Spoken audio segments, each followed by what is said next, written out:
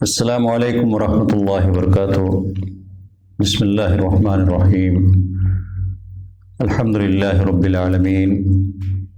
والصلاة والسلام علی المبعوث رحمۃ للعالمین، سیدنا و نبینا محمد وعلی آلہ واصحابہ اجمعین۔ اما بعد، سامعین کرام اور ناظرین نظام، آج سوال اور جواب کی ایک نشست میں آپ کی خدمت میں حاضر ہوا ہوں۔ تو بعض احباب نے کچھ سوالات بھیجے ہیں، تو انشاءاللہ اللہ تبارک و تعالیٰ کی توفیق سے ان کا جواب دینے کی کوشش کروں گا۔ اللہ تبارک و تعالیٰ کا جو ذکر ہے، اس سے بندہ مومن کے دل کو اطمینان اور سکون حاصل ہوتا ہے۔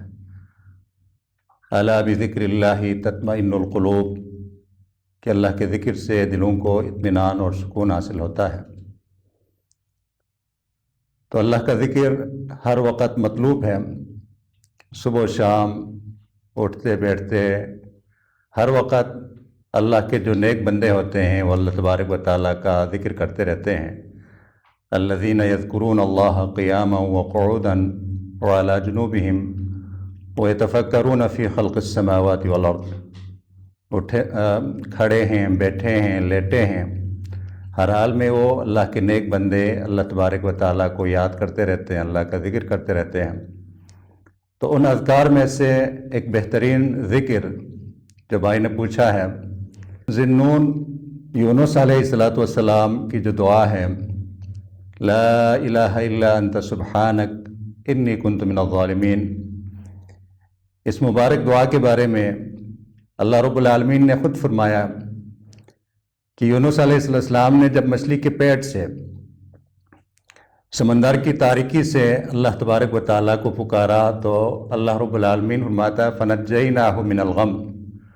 ہم نے ان کو پریشانی سے، غم سے نجات دی۔ وکذالک ننجی المؤمنین، بالکل اسی طرح ہم اپنے بندوں کو، مومنین کو پریشانیوں سے، مشکلات سے نجات دلاتے ہیں۔ تو اس کے بارے میں جو تعداد کے حوالے سے پوچھا ہے کہ کسی عالم نے انہیں پریشانی کے وقت، مصیبت کے وقت 1000 دفعہ اس ذکر کو پڑھنے کو کہا ہے، تو اس سے پریشانی دور ہوتی ہے۔ تو اس ذکر کے بارے میں اللہ کے رسول علیہ السلام کی صحیح حدیث ہے، سنن ترمذی میں شیخ البانی رحمہ اللہ نے اس حدیث کو صحیح کہا ہے کہ اللہ کے رسول علیہ السلام نے فرمایا دعوت ذی-النون اذ دعا ربہ وہو فی بطن الحوت لا الہ الا انت سبحانک انی کنت من الظالمین فإنہ لم يدع بها عبد مسلم الا استجاب اللہ لہ، کہ یونس علیہ السلام نے جب مچھلی کے پیٹ سے اللہ تبارک و تعالیٰ کو پکارا اس ذکر کے ساتھ، لا الہ الا انت سبحانک انی کنت من الظالمین، فرمایا جو بھی بندہ مومن، جو بھی مسلمان کسی پریشانی کے وقت میں اس ذکر کو پڑھ کر اللہ سے دعا کرے گا تو اللہ تبارک و تعالیٰ اس کی پریشانی دور فرمائے گا۔ تو یہ ذکر مطلوب ہے ہر مسلمان سے کہ وہ اس کو پڑھتا رہے، اس کو ورد کے طور پر صبح و شام کے اذکار میں چلتے پھرتے ہوئے اس کا جو نا کثرت سے ورد کرتا رہے، کیونکہ اس مبارک ذکر میں اللہ تبارک و تعالیٰ کی توحید بھی ہیں، اللہ کی تقدیس، کبریائی بھی ہیں، اور اپنی بے بسی اور بے کسی کا اظہار بھی ہے۔ اور یہ چیز اللہ تبارک و تعالیٰ کو مطلوب ہے، تعداد مطلوب نہیں، بلکہ جو کیفیت ہے، کوالٹی ہیں، وہ اللہ تبارک و تعالیٰ کو مطلوب ہوتی ہے کہ بندہ کس بے کسی کے ساتھ اللہ رب العالمین کی کبریائی، اللہ تبارک و تعالیٰ کی عظمت، اللہ رب العالمین ہر چیز پر قادر ہے، اس کو اپنے ذہن میں رکھ کر اپنی بے بسی اور محتاجی کا جب اللہ کے سامنے ذکر کرتا ہے، اپنی بے بسی اور بے کسی کو اللہ کے سامنے رکھتا ہے، تو اللہ رب العالمین اس کی دعا کو قبول فرماتا ہے۔ تو یہ ذکر تعداد کے حوالے سے اس میں کہیں صحیح روایت موجود نہیں ہے، لیکن دعا کے طور پر، اللہ تبارک و تعالیٰ کے ذکر کے طور پر آپ کثرت سے اس کو پڑھتے رہے گا، انشاءاللہ اللہ تبارک و تعالیٰ آپ پر اپنا فضل اور کرم فرمائے گا۔ اللہ تعالیٰ عالم۔ اسلام دین احسان ہے۔ اسلام میں ہر کسی کے ساتھ احسان کی تاکید ہے، احسان کرنے کا حکم ہے، اور خصوصاً معاشرے کے وہ طبقات جو کمزور ہوتے ہیں اور کمزور سمجھے جاتے ہیں، ان کا خیال رکھنا، ان پر احسان کرنا، یہ اسلام کی خوبیوں میں سے ہیں، اسلام کی تعلیمات میں سے ہیں۔ تو عورت فطرتی طور پر مرد کے مقابلے میں وہ کمزور ہوتی ہے، اس سے مرد کی مدد کی ضرورت ہوتی ہے، ہر وقت مرد کا ساتھ چاہیے ہوتا ہے۔ تو اسلام نے عورت کی اس کمزوری کا لحاظ رکھتے ہوئے جو وراثت ہیں، وراثت میں اس کا حصہ رکھا ہے۔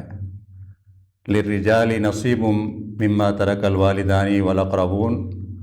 وللنساء نصیب مما ترک الوالدان والاقربون مما قل منہ او کثر نصیبا مفروضا۔ والدین یا قریبی رشتہ دار جو مال چھوڑ جاتے ہیں، اس مال میں مرد کا بھی حصہ ہوتا ہے اور اس میں عورت کا بھی حصہ ہوتا ہے۔ ہاں، عورت اور مرد کے حصے میں اللہ رب العالمین نے فرق رکھا ہے، چونکہ مرد وہ گھر کا سربراہ ہوتا ہے، اسے کھلانا پلانا پڑتا ہے، اس کی ذمہ داریاں زیادہ ہوتی ہیں، تو اس وجہ سے مرد کو وراثت میں سے زیادہ حصہ رکھا ہے بعض مردوں کے لیے، بعض صورتوں میں۔ عورت چونکہ اس کی پرورش، اس کی جو ضروریات ہیں، دیکھ بھال ہیں، جب وہ والدین کے گھر میں ہوتی ہے تو والدین والد کرتے ہیں، اور والد فوت ہونے کی صورت میں بھائی والد کے جگہ پر ہوتے ہیں، بھائی ان کا خیال رکھتے ہیں، اور شادی کے بعد جو اس کے اخراجات ہیں وہ خاوند کے ذمہ ہوتے ہیں۔ تو اس لیے شریعت نے عورت کو، بہن کو بھائی کے مقابلے میں آدھا حصہ رکھا ہے، لیکن یہ جو آدھا حصہ ہیں یہ اللہ کا دیا ہوا حق ہے۔ جاہلیت میں عورت پر بہت زیادہ ظلم اور ستم کیا جاتا تھا، عورت کو جو ہے نا باقاعدہ ایک مال سمجھا جاتا تھا، مال میں سے اس کا حصہ نہیں نکالا جاتا بلکہ اس کو خود مال سمجھا جاتا تھا، اور مال ان کے نزدیک ان لوگوں کے لیے ہوتا تھا جس میں لڑنے کی صلاحیت موجود ہو، جو خاندان کا دفاع کر سکتا ہو، اس لیے وہ عورتوں کو اور جو چھوٹے بچے ہوتے ہیں ان کو وراثت سے محروم رکھتے تھے۔ لیکن اسلام نے عورت کو ماں کی شکل میں، بیوی کی صورت میں، بہن کی صورت میں، بیٹی کی صورت میں، دادی اور نانی کی صورت میں ان کا مخصوص حصہ مقرر کیا ہے اور دینے کا حکم دیا ہے۔ تو اسلام کی خوبیوں میں سے ہیں کہ اسلام نے عورت کو اس کا جو جائز مقام ہے، حق ہیں، وہ دلایا ہے۔ تو عورت کا جو حصہ ہے وہ اس کا دینی حق ہے، اللہ کا دیا ہوا حق ہے، فریضۃ من اللہ۔ اللہ رب العالمین نے میراث کی آیات بیان کرنے کے بعد فرمایا کہ یہ فریضہ، یہ تقسیم اللہ کی طرف سے ہے، تو کسی کے لیے جائز نہیں کہ اس میں رد و بدل کرے۔ اور ہمارے ہاں عموماً جو بیٹی ہوتی ہے اور بہن،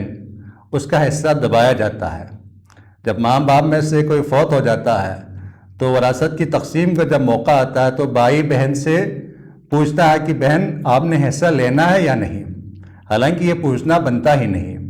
جب اس کا حصہ مقرر ہے تو آپ حصہ نکال کر اس کو دے دیں،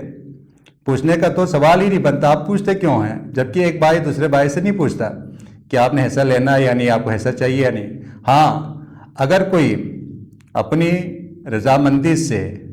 بغیر کسی جبر و اکراہ کے کسی پر احسان کرتا ہے، مثلاً بڑا بھائی ہیں، وہ یہ سمجھتا ہے کہ میں مثلاً کاروباری شخص ہوں، میرے پاس اللہ کا دیا ہوا بہت کچھ ہے، اور میرے جو دوسرے بہن بھائی ہیں وہ کمزور ہیں، ابھی ان کی شادی نہیں ہوئی، ابھی وہ چھوٹی عمر کے ہیں، تو میں ان پر احسان کرتے ہوئے والدین کے حصہ، جو ان کے جو میراث ہیں، ان کے طریقے میں سے اپنا حصہ چھوڑ دیتا ہوں، تو اس میں کوئی حرج نہیں، بلکہ آپ کا احسان تصور ہوگا۔ اسی طرح اگر کوئی بہن ایسی ہے، کوئی عورت شادی کے بعد وہ خوشحال ہے، اس کا خاوند بڑا ہی مالدار شخص ہے، دولت اور ثروت کی فراوانی ہے،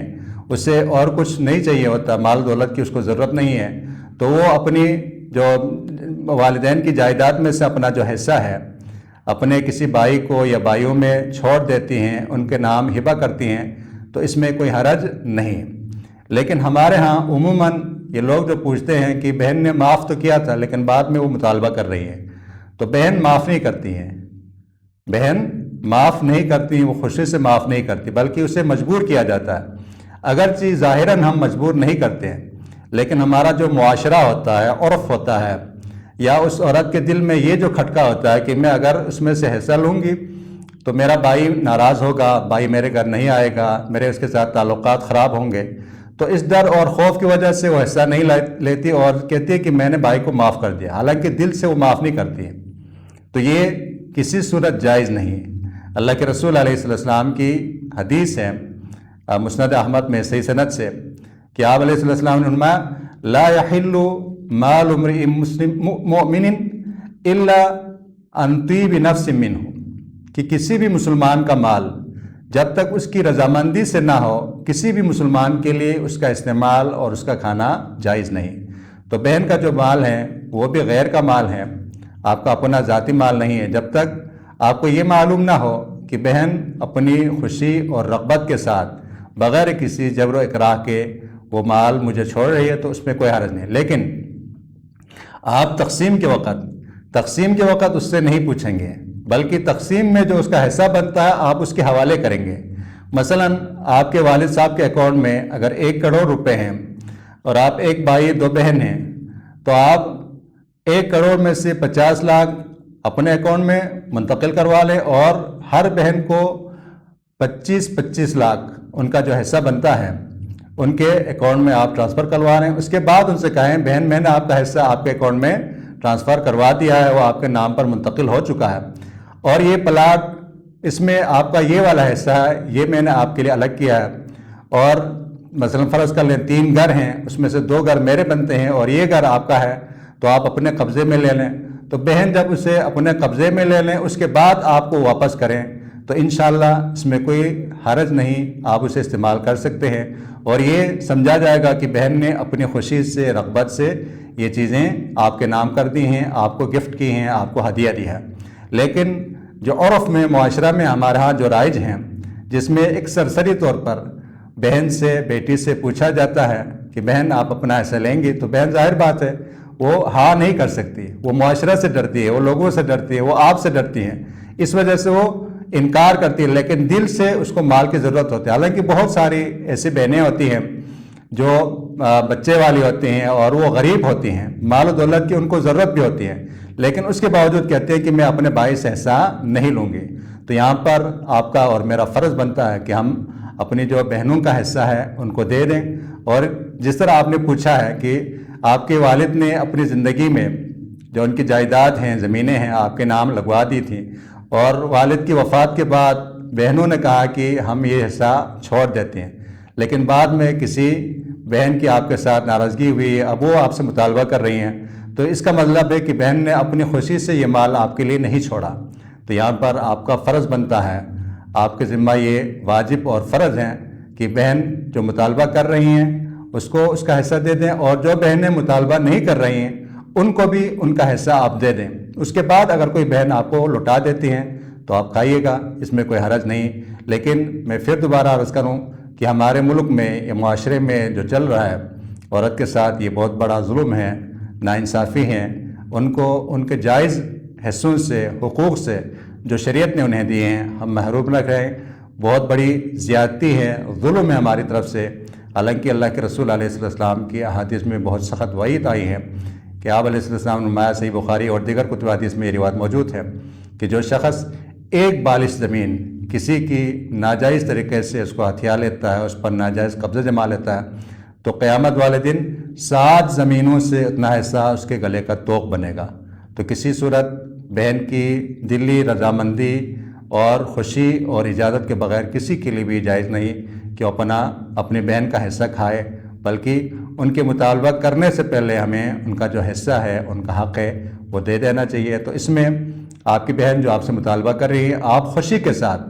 بغیر کسی قسم کی ناراضگی کے، آپ نے ناراض نہیں ہونا، کیونکہ بہن اپنا حق مانگ رہی ہے، اپنا حصہ مانگ رہی ہیں، تو آپ بہن کا شکریہ ادا کرتے ہیں، شکریہ کے ساتھ اس کو واپس کریں کہ بہن آپ کا شکریہ کہ اتنا عرصہ یہ مال آپ نے میرے پاس چھوڑے رکھا اور میں اس سے مستفید ہوتا رہا ہوں، اس سے فائدہ اٹھاتا رہا ہوں، تو اس میں جتنا فائدہ میں نے اٹھایا اس میں آپ سے معافی چاہتا ہوں۔ باقی جو آپ کا حق ہے، یہ دین کا، اللہ کا دیا ہوا حق ہے، میری طرف سے کوئی اعتراض نہیں، آپ اپنا جو حصہ ہے وہ ضرور لے لیں۔ تو انشاءاللہ آپ خوشی سے جب اللہ کا فرض سمجھ کر، حکم سمجھ کر ادا کریں گے تو باقی ماندہ جو آپ کے پاس مال بچا ہوا ہوگا اس میں اللہ تبارک و تعالیٰ کی طرف سے جو نا برکت ہوگی، خیر ہوگی۔ اللہ ہم سب کو اس ظلم سے، اور یہ جو ظلم ہے نا ایسا ہے کہ معاشرے کے بہت نیک جو اور صالح قسم کے لوگ ہوتے ہیں، طبقات، اچھے لوگ بھی اس میں ملوث ہوتے ہیں، اس ظلم میں شامل ہوتے ہیں، شریک ہوتے ہیں۔ اللہ ہم سب کو اس ظلم سے بچائے۔ اور یہ جو ظلم عورتوں کے ساتھ اس معاملے میں میراث کے حوالے سے ہو رہا ہے تو اس میں ہر ایک کو اللہ سے ڈرنا چاہیے، اور بہن کا، بیٹی کا، ماں کا، بیوی کا جو حصہ ہے شریعت نے دیا ہے، دل کی خوشی کے ساتھ ہمیں اس حکم کو حکم سمجھتے ہوئے، دین اسلام کا فرض سمجھتے ہوئے اسے قبول کرنا چاہیے اور اس میں سے حصہ نکالنا چاہیے۔ تو یہ جو آپ نے جو پوچھا ہے، بہن آپ سے مطالبہ کر رہی ہے، تو اس میں وہ حق بجانب ہیں، کیونکہ ہمارے ہاں جس طریقے سے ان سے معاف کروایا جاتا ہے شرعی طریقے سے وہ جو نا معافی معتبر نہیں ہے۔ واللہ تعالی اعلم۔ جن اموال پر، مالوں پر زکوٰۃ واجب ہوتی ہے، شریعت نے ان اموال کا تعین کیا ہے، لیکن جو زمین ہے وہ ان اموال میں شامل نہیں ہے جن پر زکوٰۃ واجب ہوتی ہے۔ تو زمین، کوئی پلاٹ آپ گھر بنانے کے لیے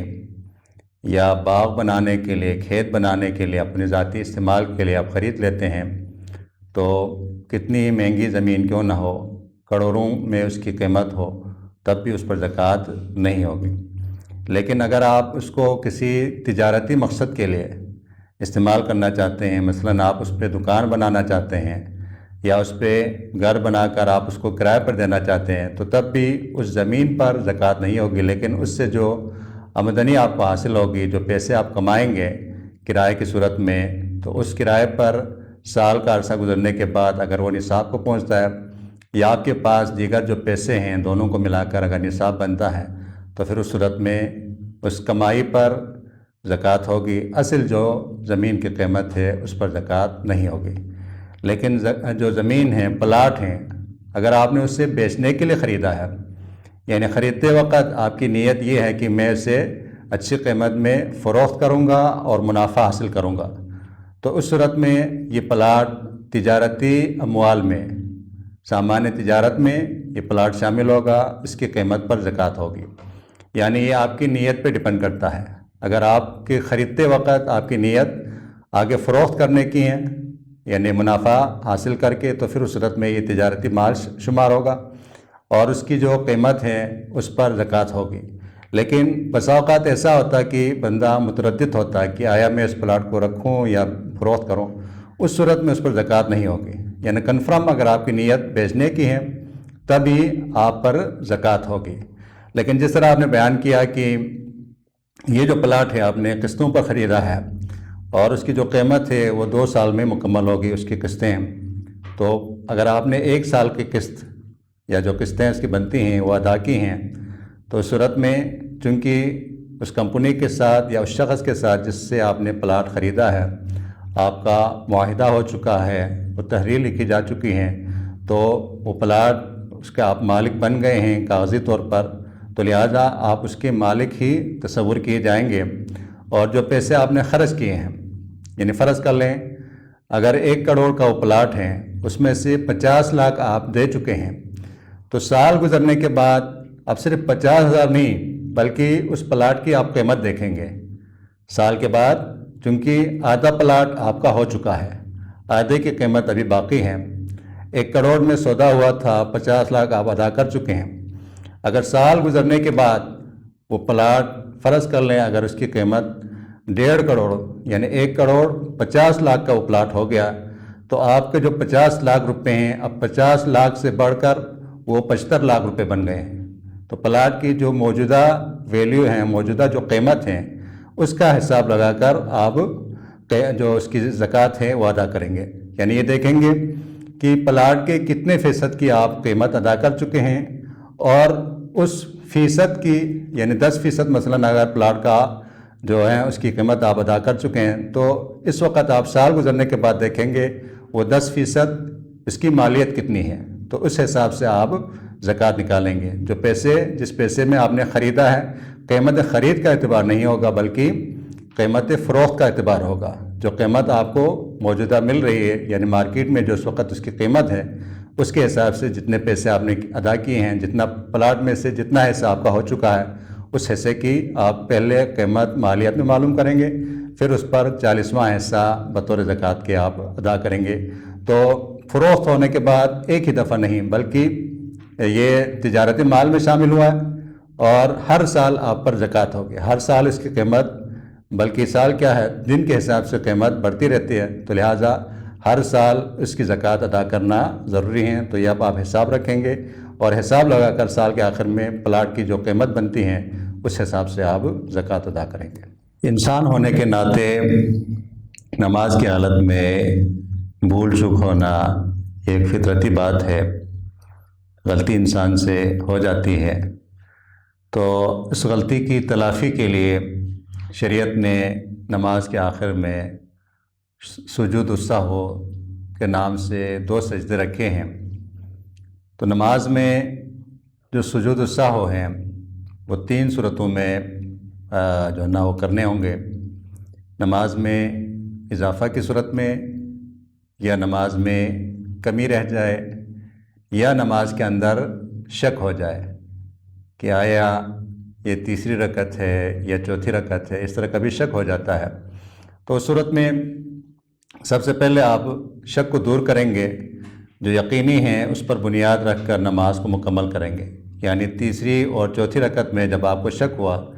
تو تیسری رکعت تو یقینی ہے، چوتھی رکعت میں شک ہے، تو آپ اس کو تیسری رکعت بنا کر چوتھی رکعت پڑھیں گے۔ اس کے بعد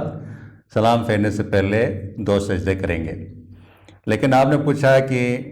ظہر کی نماز میں آپ سے بھول ہو گئی تھی، کوئی غلطی آپ سے ہو گئی تھی جس پر سجدہ سہو بنتا تھا، لیکن سجدہ سہو کرنا آپ کو یاد نہیں رہا، تو آپ نے سجدہ سہو کیے بغیر نماز سے سلام پھیرا اور نماز سے فارغ ہو گئے۔ پھر اس کے بعد جا کر عصر کے بعد آپ کو یاد آیا کہ ظہر کی نماز میں مجھ سے بھول ہو گئی تھی، غلطی ہو گئی تھی، لیکن سجدہ سہو مجھ سے رہ گیا۔ تو اس کے بارے میں علماء کہتے ہیں کہ اس صورت میں آپ کی نماز درست ہے، آپ کو نماز دہرانے کی ضرورت نہیں۔ ہاں، بعض علماء کہتے ہیں کہ سجدہ سہو سلام پھیرنے کے بعد بھی ہوتا ہے، تو لہٰذا جس وقت آپ کو یاد آئے آپ 2 سجدے کر لیں، انشاءاللہ یہ کافی ہوگا۔ لیکن بہت سارے علماء کہتے ہیں کہ چونکہ اس میں وقفہ ہو چکا ہے تو سجدہ سہو کے بغیر ہی آپ کی نماز درست ہے۔ ہاں، الا یہ کہ اگر آپ سے کوئی رکن رہ گیا اور اس رکن کو آپ نے دہرایا نہ ہو، اگر رکن رہ گیا اس رکن کو آپ نے نہیں دہرایا تو پھر اس صورت میں آپ نماز کو دہرائیں گے۔ لیکن چونکہ رکن کو دہرانے کے بعد نماز میں اضافہ ہو جاتا ہے، زیادتی ہو جاتی ہے، اس بنا پر آپ سے سجدہ سہو رہ گیا، سجدہ سہو آپ نہیں کر سکیں، تو انشاءاللہ اس میں کوئی حرج نہیں۔ تو اگر اسی دن آپ کو یاد آئے تو اس قول پر عمل کرتے ہوئے، کیونکہ اس میں احتیاط ہے، آپ 2 سجدے کر لیں، اور اگر دوسرے دن آپ کو یاد آ جاتا ہے تو سجدہ کرنے کی بھی ضرورت نہیں، انشاءاللہ آپ کی نماز درست ہے اور اس میں کوئی مسئلہ نہیں ہوگا۔ اللہ کے رسول علیہ السلام ہماری ہدایت، ہماری رہنمائی اور ہمارے لیے خیر کے بہت زیادہ حریص تھے۔ تو آپ علیہ السلام نے ہمیں ہر وہ چیز جس میں دینی اعتبار سے، دنیاوی اعتبار سے، اخروی اعتبار سے کوئی بھی فائدے کی چیز ہیں، وہ آپ علیہ السلام نے بیان فرمائی ہیں۔ تو ان میں سے جو رات سوتے وقت کے جو اذکار ہیں، ویسے بھی صبح شام کے اذکار یہ ہماری حفاظت کے لیے ہیں، اور رات کے اذکار یہ بھی ہماری حفاظت کے لیے ہیں۔ تو بسا اوقات نیند کی حالت میں انسان کی موت واقع ہو سکتی ہے، اور یہ مشاہدے کی بات ہے، بہت سارے لوگ نیند کی حالت میں فوت ہو جاتے ہیں۔ رات کو سوتے ہیں، ٹھیک ٹھاک ہوتے ہیں، لیکن پھر صبح اٹھتے نہیں بلکہ فوت ہو چکے ہوتے ہیں۔ تو نیند کو اخت الموت بھی کہا جاتا ہے کہ یہ موت کی بہن ہے۔ تو اس میں بندہ مومن سوتے وقت اپنے آپ کو اللہ کے حوالے کر کے سوتا ہے۔ جو اذکار اللہ کے رسول علیہ الصلاۃ والسلام نے ہمیں سکھائے ہیں اس میں بہت ہی خیر ہے، برکت ہے۔ ہم کمزور ہوتے ہیں، ہم نیند کی حالت میں اپنی حفاظت نہیں کر سکتے، اپنا دیکھ بھال نہیں کر سکتے، تو ہمیں ایک محافظ چاہیے ہوتا ہے، پناہ گاہ چاہیے ہوتی ہے، اور یہ اذکار ہمارے لیے محافظ ہیں۔ جب ہم ان اذکار کو پڑھ کر سوئیں گے تو اللہ تبارک و تعالی ہماری نیند کی حالت میں حفاظت فرمائے گا۔ تو یہ جو اذکار ہیں اصلاً یہ رات کے سونے کے لیے ہیں، رات کو سوتے وقت یہ اذکار پڑھے جاتے ہیں، لیکن چونکہ یہ اذکار سونے کے لیے، ان کا تعلق سونے کے ساتھ ہے، تو اب اگر دن کو سوتے ہیں تو آپ دن کے وقت بھی پڑھ کر سوئیں، انشاءاللہ اس میں کوئی حرج نہیں، بلکہ انشاءاللہ بہتر ہے، کیونکہ یہ سونے کے اذکار ہیں۔ لیکن ان میں سے آپ ان اذکار کو نہیں پڑھیں گے جن میں رات کے ساتھ، جو اذکار رات کے ساتھ خاص ہیں۔ مثلاً آیت الکرسی کے بارے میں سیدنا ابو ہریرہ رضی اللہ تعالیٰ عنہ کا جو واقعہ ہے، اس میں شیطان نے آخر میں کہا کہ آپ رات کو سوتے وقت آیت الکرسی پڑھ کر سوئیں گے تو صبح تک اللہ کی طرف سے ایک نگران، ایک محافظ آپ پر مقرر ہوگا جو آپ کی حفاظت کرے گا اور آپ کو کوئی چیز نقصان نہیں پہنچا سکتی۔ اسی طرح سورۃ بقرہ کی آخری جو دو آیتیں ہیں ان کے بارے میں اللہ کے رسول علیہ السلام نے فرمایا من قرأہما فی لیلۃ کفتہ، جو شخص ان دو آیتوں کو رات سوتے وقت، رات کے وقت پڑھے گا تو یہ دو آیتیں اس کے لیے کافی ہوں گی۔ تو وہ اذکار جن کو اللہ کے رسول علیہ السلام نے رات کے ساتھ خاص کیا ہے، دن کو سوتے وقت آپ ان اذکار کو نہ پڑھیں، باقی جو عمومی اذکار ہیں سونے کے لیے وہ آپ دن کو سوتے وقت بھی پڑھ سکتے ہیں، کیونکہ ان میں خیر و برکت ہوتی ہے، ان میں ہماری حفاظت کے اسباب ہوتے ہیں، تو ان کو پڑھنے سے اللہ تبارک و تعالیٰ کی ہم حفاظت میں ہوتے ہیں۔ تو دن کو بھی آپ جب سوئیں، خصوصاً رمضان المبارک میں بہت سارے لوگ رات کو جاگتے رہتے ہیں اور وہ اپنی نیند دن کو پوری کرتے ہیں، تو دن کو بھی اگر آپ سوئیں تو یہ اذکار پڑھ کر سوئیں، انشاءاللہ فائدہ ہوگا۔ اللہ کے رسول علیہ الصلاۃ والسلام سے نمازوں کے حوالے سے سواری پر جو نماز ہیں جو ثابت ہیں وہ یہ ہیں کہ نفلی نمازیں آپ علیہ السلام سواری پر پڑھتے تھے، اور وتر بھی آپ سواری پر ہی ادا کرتے تھے، لیکن فرض نماز ادا کرنے کے لیے آپ علیہ السلام سواری سے نیچے تشریف لاتے اور نیچے زمین پر فرض نماز پڑھتے تھے۔ سواری پر آپ علیہ السلام سے فرض نماز کی ادائیگی، فرض نماز پڑھنا یہ ثابت نہیں ہے، لہذا کوئی بھی سواری ہو اس پر فرض نماز پڑھنے سے اجتناب کریں، فرض نماز سواری سے اتر کر ہی پڑھیں۔ ہاں، سفر میں آپ اگر باوضو ہیں تو نفلی نماز آپ پڑھ سکتے ہیں، بے شک آپ کا رخ قبلے کی طرف نہ بھی ہو، تو جس طرف آپ کا رخ ہے، گاڑی چل رہی ہے سواری،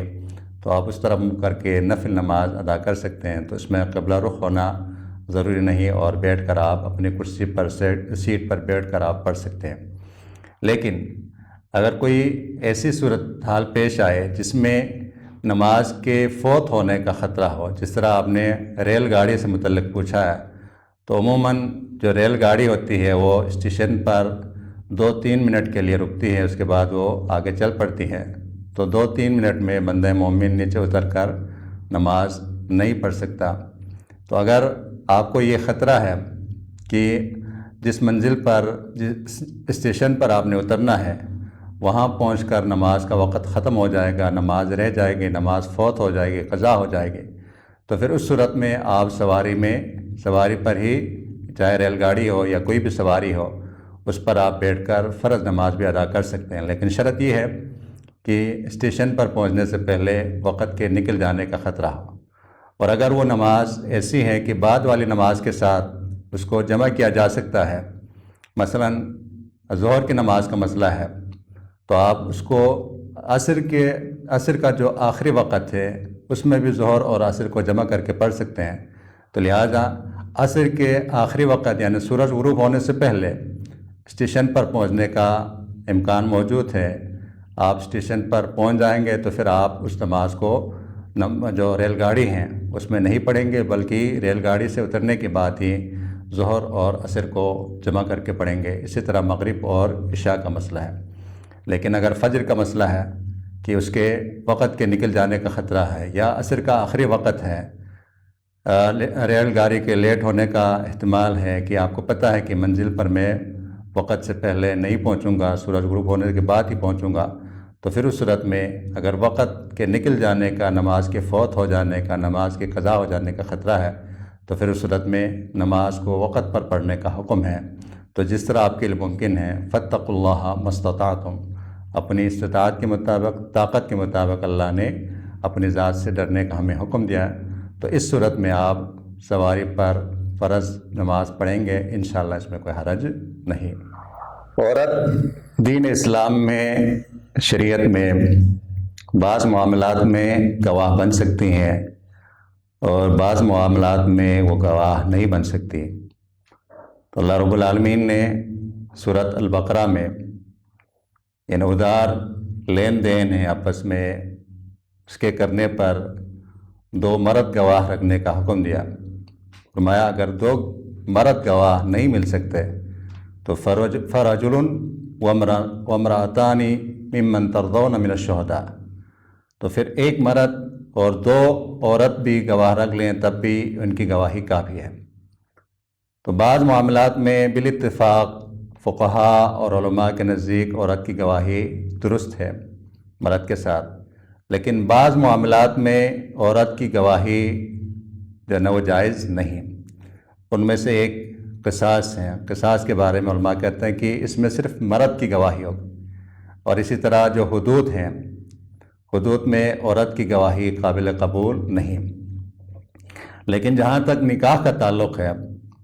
تو نکاح کے مسئلے میں علماء کے درمیان بہت سخت اختلاف ہے کہ آیا عورت کی جو گواہی ہیں وہ نکاح میں قابل قبول ہے یا نہیں۔ تو بہت سارے علماء عورت کی گواہی کو قبول نہیں کرتے اور کہتے ہیں کہ عورت کی گواہی کافی نہیں ہے نکاح میں۔ تو چونکہ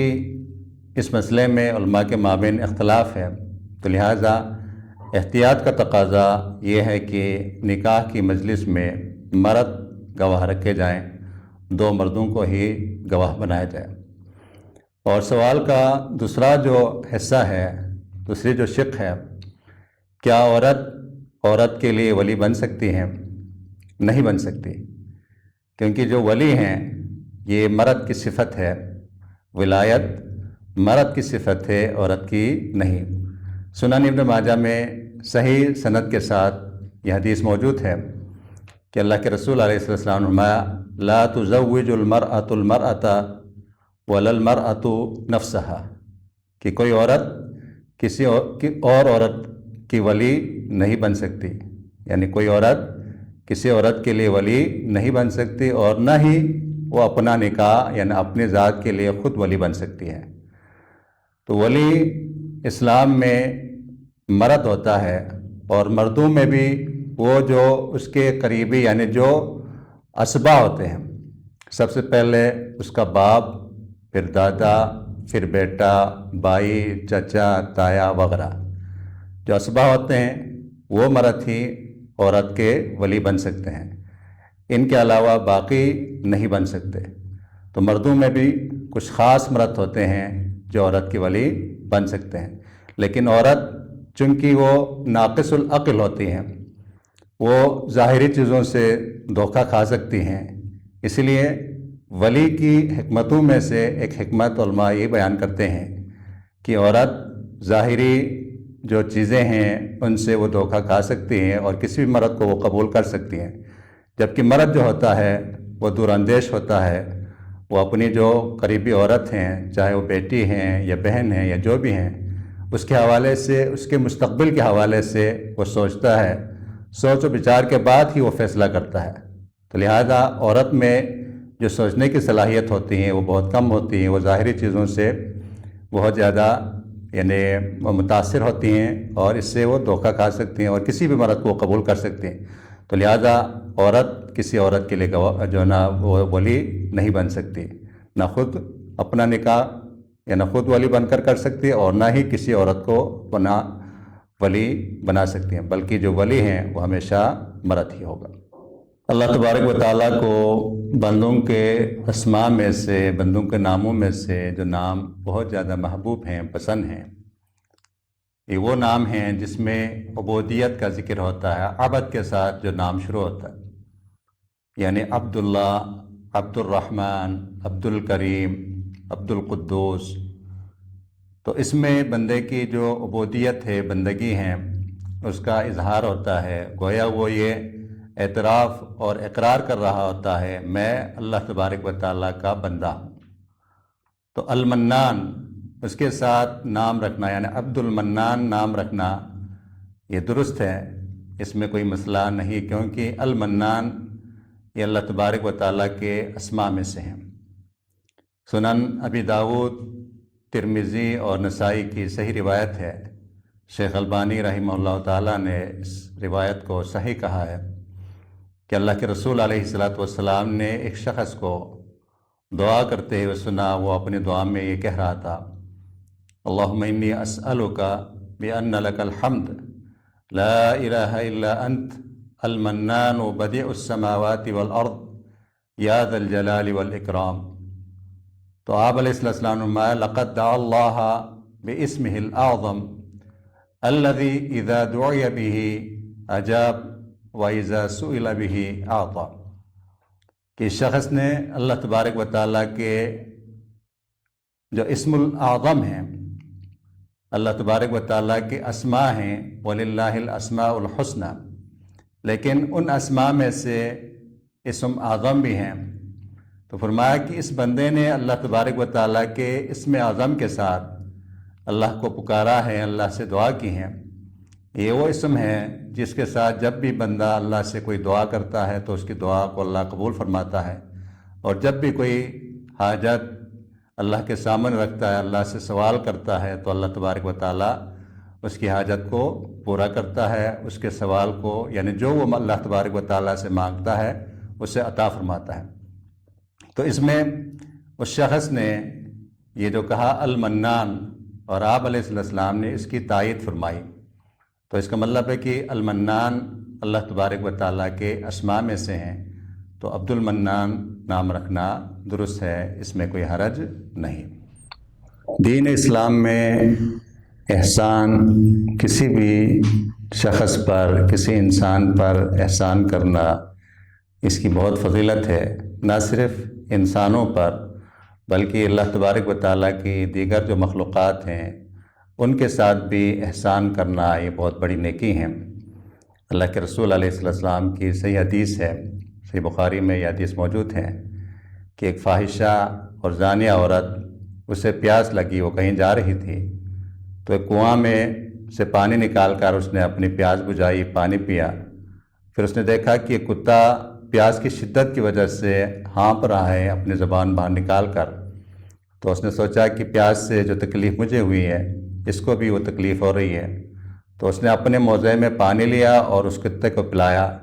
اللہ کے رسول علیہ السلام فرماتے ہیں فَشَكَرَ اللَّهُ لَهَا فَغَفَرَ لَهَا، اللہ تبارک و تعالیٰ نے اس عورت کے اس کام کی، کتے کو پانی پلانے کی اللہ نے قدر کی اور اللہ نے اسے بخش دیا۔ تو کسی بھی اللہ تبارک و تعالیٰ کی مخلوق کے ساتھ انصاف کرنا یہ بہت بڑی نیکی ہے، خصوصاً انسان جو اشرف المخلوقات ہیں اس کے ساتھ جو احسان کرنا، حسن سلوک کرنا، تعاون کرنا، اس کی جو حاجات ضروریات ہیں ان کا خیال رکھنا، ان کے بارے میں بہت زیادہ فضیلت قرآن اور حدیث میں بیان ہوئی ہیں۔ تو بچہ جو آپ کو ملا ہے، پچھلے 3 سال پہلے آپ اس کی پرورش کرتے رہے ہیں، اور آپ نے اس بچے کے والدین کو تلاش بھی کیا، لیکن کہیں ان کا نام و نشان، کہیں ان کا کوئی سراغ، کوئی ان کا پتہ آپ کو نہیں ملا، تو آپ احسان کے طور پر اس بچے کو پالتے رہے، اس پر اللہ تبارک و تعالیٰ آپ کو اجر عظیم عطا فرمائے گا۔ اور جہاں تک آپ نے جو پوچھا ہے کہ اب بچہ سکول جانے کی عمر کو پہنچ چکا ہے تو اسے سکول میں داخل کروانا ہے، اور ظاہر بات ہے سکول میں داخل کروانے کے لیے اسے با فارم کی ضرورت ہوتی ہے، تو آپ کا یہ پوچھنا کہ کیا با فارم پر اور دیگر جو اس کے ڈاکومنٹس ہیں، کاغذات ہیں، اس میں باپ کی جگہ پر آپ بطور والد کے اپنا نام لکھوا سکتے ہیں۔ تو اس بارے میں بالکل صحیح اور صریح جو اسلام کے احکام ہیں وہ یہ ہیں کہ یہ جائز نہیں ہے۔ ہاں، شروع اسلام میں یہ جائز تھا کہ لوگ لے پالک جو بچہ ہیں وہ لے لیتے تھے، اس کو گود لے لیتے، اس کو پالتے تھے، پھر اسی کو اپنی طرف منسوب کرتے تھے، جس طرح اللہ کے رسول علیہ السلام نے زید بن حارثہ کے ساتھ کیا۔ زید کو یہ آپ کا غلام تھا، زید بن حارثہ رضی اللہ تعالیٰ عنہ،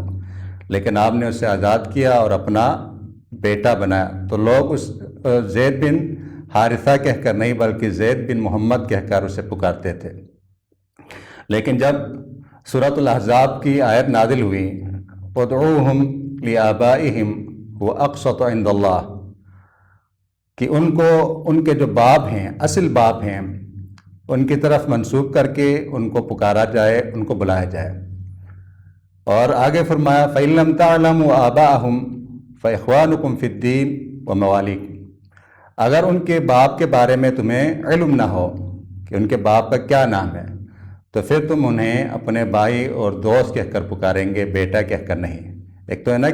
کہ پیار محبت سے انسان کسی کو بھی اپنا بیٹا کہہ لیتے ہیں، اس میں کوئی حرج نہیں، لیکن والد کی جگہ پر اپنے آپ کو اس بچے کا باپ اور والد سمجھنا اور اس کے کاغذات میں ولدیت کی جگہ پر جو والد نہیں ہیں وہ اپنا نام لکھوا لے، یہ چیز درست نہیں۔ اس کے بعد آپ علیہ السلام نے سختی سے منع فرمایا۔ پھر زید بن حارثہ رضی اللہ تعالیٰ عنہ کو زید بن محمد نہیں بلکہ زید بن حارثہ کہہ کر صحابہ کرام رضوان اللہ تعالیٰ علیہ مجمعین پکارتے تھے۔ تو بچہ اس کی ولدیت کی جگہ پر آپ اپنا نام نہیں لکھوا سکتے۔ ہاں، سرپرست میں آپ اپنا نام لکھوا سکتے ہیں۔ بچے کی اگر سرپرست کا کوئی خانہ ہے تو اس میں آپ بطور سرپرست کے اپنا نام لکھوا سکتے ہیں، لیکن بچے کی ولدیت میں اپنا نام بطور والد کے نہیں لکھوا سکتے۔ تو یہ چیز بہت ہی اہمیت کے حامل ہیں، اور اس میں بہت سارے لوگ غلطی کرتے ہیں۔ بچوں کو لے لیتے ہیں پالنے کے لیے، تو اس بچے کی ولدیت میں پھر اپنا نام لکھوا لیتے ہیں، اس کو اپنا بیٹا بناتے ہیں،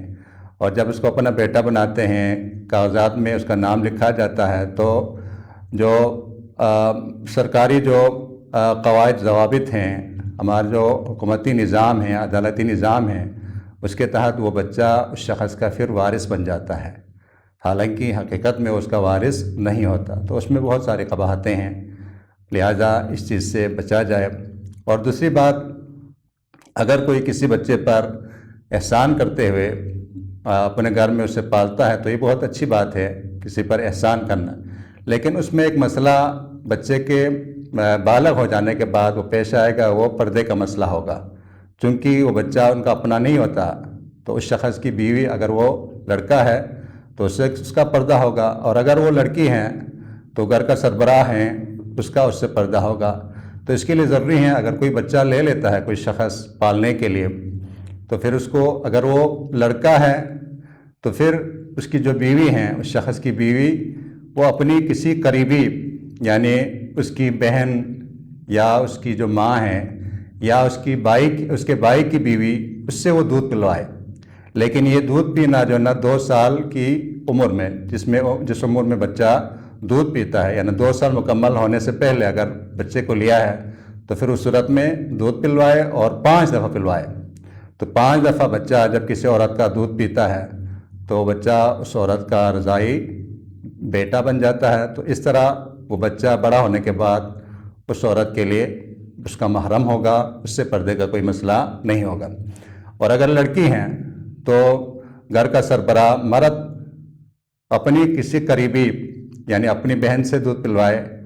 یا اس کے بھائی کی بیوی دودھ پلائے، تو اس صورت میں اس کا یہ یعنی رضائی بہنجا بنے گا یا بھتیجا بنے گا، بہنجی یا بھتیجی بنے گی۔ تو اس طرح ان کے مابین، چونکہ چاچا اور ماموں کے ساتھ پردہ نہیں ہوتا، تو رضاعت میں بھی یہی حکم ہے، تو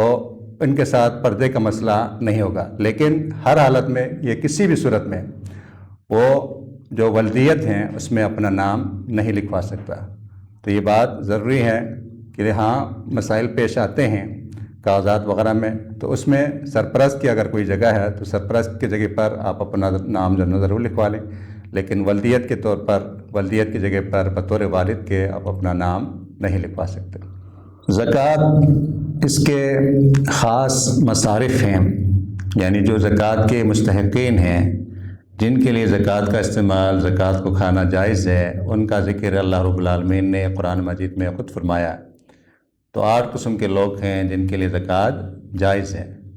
لیکن ان میں قبرستان نہیں ہے۔ قبرستان کی جگہ حاصل کرنے کے لیے، قبرستان کی جگہ کی قیمت کی ادائیگی کے لیے جو زکوٰۃ کی رقم ہے، زکوٰۃ کا مال ہے، اس میں سے خرچ نہیں کیا جا سکتا، کیونکہ قبرستان یہ صرف فقراء اور مساکین کے لیے نہیں بلکہ اس میں امیر لوگ بھی دفن ہوتے ہیں،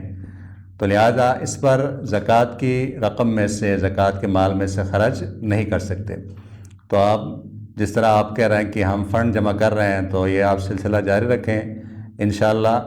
اللہ رب العالمین بہت جلد آپ کے یہ جو اس قبرستان پر جو لاگت ہے، جو پیسے آپ کو ادا کرنے ہیں، وہ انشاءاللہ اس کا بندوبست ہو جائے گا۔ تو سوشل میڈیا پر آپ اپنا جو ہے نا اس درخواست کو، اس ضرورت کو اس پر بھی شیئر کریں۔ بہت سارے لوگ اس کے ذریعے جب ان کو معلوم ہوتا ہے تو اچھے لوگ ہوتے ہیں، وہ یقیناً تعاون کرتے ہیں۔ تو آپ اپنی جو کوشش ہے جاری رکھیں، انشاءاللہ اللہ تبارک و تعالیٰ اس میں آپ کو کامیابی عطا فرمائے گا۔ لیکن جگہ کوئی ایسی ہے کہ جہاں پر یعنی قبرستان نہ ملنے کی صورت میں، قبر کے لیے جگہ نہ ملنے کی صورت میں، بعض لوگ جو باہر جو غیر مسلم ممالک میں ہوتے ہیں، وہ اس طرح کے سوالات پوچھتے ہیں کہ یہاں پر قبر کی جو جگہ ہے بہت ہی مہنگی ہوتی ہیں، 8-10 ہزار ڈالرز ان کو جو ہے نا ایک قبر کی جگہ خریدنے کے لیے ان کو پیسے چاہیے ہوتے ہیں۔ نہ ملنے کی صورت میں پھر گورنمنٹ کی طرف سے سختی ہوتی ہے، اس لاش کو جلانا پڑتا ہے۔ تو اگر اس طرح کی کوئی صورتحال ہے تو کہیں سے اس کے لیے تعاون نہ ملے، بندوبست نہ ہو سکے اور قبر جو لاش ہیں اس کے جلائے جانے کا خطرہ ہے، تو پھر اس صورت میں زکوٰۃ میں سے جو ہے نا اسمت میں آپ تعاون لے سکتے ہیں، پیسہ خرچ کر سکتے ہیں، بندوبست کر سکتے ہیں۔ لیکن جو مسلمان ملک ہیں وہاں پر اہل خیر الحمدللہ موجود ہوتے ہیں، وہ اس طرح کے جو امور اور لین دین معاملات ہوتے ہیں اس میں بہت زیادہ تعاون کرتے ہیں۔ تو اس میں اگر اس طرح کی کوئی صورتحال کا سامنا نہیں ہے کہ لاش کے جو نا اس کو جلائے جانے کا یا اس کی بے حرمتی کا خطرہ نہیں ہے، تو پھر اس صورت میں آپ جو ہے نا اپنی کوشش جاری رکھیں، انشاءاللہ اللہ رب العالمین اس میں آپ کو کامیابی عطا فرمائے گا۔ تو یہ آپ کے جو معاملات ہیں، آپ کے جو لین دین امور ہیں، اس پہ ڈیپینڈ کرتا ہے کہ اگر بہت زیادہ سنگین صورتحال ہے کہ اس میں زکوٰۃ لیے بغیر، زکوٰۃ میں سے تعاون لیے بغیر یہ کام ممکن ہی نہیں، تو پھر اس صورت میں جو فی سبیل اللہ ہیں، اس میں بہت سارے علماء فی سبیل اللہ میں ہر کار خیر کو، نیکی کے ہر کام کو اس میں شامل کرتے ہیں۔ اگرچہ یہ قول مرجوح ہیں تو ضرورت کے موقع پر مرجوح قول کو بھی دلیل کے طور پر لیا جا سکتا ہے۔ اگر کوئی ایسی صورتحال ہے کہ کہیں سے آپ کو مدد نہیں مل رہی ہے اور اس میں بسا اوقات ایسا ہوتا ہے کہ زمین حق خریدنے کے لیے بیانہ دیا جاتا ہے اور بعد میں اس کے ڈوب جانے کا، ضائع ہونے کا امکان ہوتا ہے، خطرہ ہوتا ہے، تو اس صورت میں آپ زکوٰۃ میں سے بھی تعاون لے سکتے ہیں۔ لیکن اگر ایسی صورتحال نہیں ہے تو اس صورت میں آپ زکوٰۃ میں سے تعاون نہیں لیں گے، بلکہ دیگر جو عطیات ہیں، صدقات ہیں، لوگوں سے مختلف فنڈ، مختلف جو موقع پر لوگ خرچ کرتے ہیں، زکوٰۃ کے علاوہ کسی بھی مد میں لوگ دیتے ہیں، اس میں سے آپ لے سکتے ہیں اور قبرستان کی جگہ حاصل کر سکتے ہیں۔ کسی بھی قسم کے آپ کے مسائل، احکام دینی،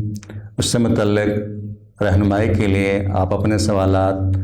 ہمارا واٹس ایپ نمبر یہاں پر موجود ہے، اس پر آپ واٹس ایپ کیجیے گا۔ انشاءاللہ آپ کے سوالات کے جوابات قرآن و حدیث کی روشنی میں ان کے جوابات دیے جائیں گے۔ اللہ تبارک و تعالی ہم سب کو دین میں فہم اور سمجھ عطا فرمائے اور دین پر عمل کرنے کے اللہ توفیق عطا فرمائے، ایمان اسلام پر زندہ رکھے اور ایمان کی حالت میں اللہ رب العالمین ہمارا خاتمہ فرمائے۔ اللہ تعالی عالم، وصلی اللہ وسلم وبارک علی عبدہ ورسولہ نبینا محمد وعلی آلہ وصحبہ اجمعین۔ السلام علیکم ورحمۃ اللہ وبرکاتہ۔